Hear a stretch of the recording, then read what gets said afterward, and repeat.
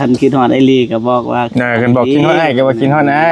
หรือกินฮอดเบานุ่งก็กินฮอดเบานุ่งบ่หรือว่าคิดฮอดทำงานทุกคนฮอดไอ้เตียงบ่หรือว่าจะได้คิดฮอดหน้าเบาเตียงทอง กินฮอดไผเฮงกูหมู่ คิดฮอดก็มูนะ เตียงทองแบบบ่ได้เห็นหน้ากันดนคิดฮอดแฮงมีผู้หนึ่งมีไอ้เมฆเอาอีกแล้วหางแล้วมาดิผู้บ่าวได้ฮะลูกเมฆได้ฮะน้องเมฆเนี่ยผู้บ่าวได้ฮะ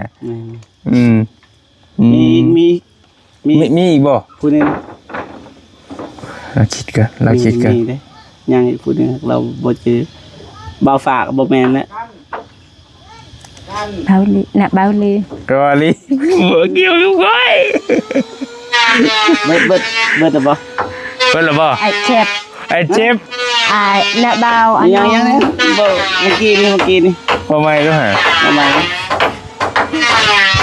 กินหอยไป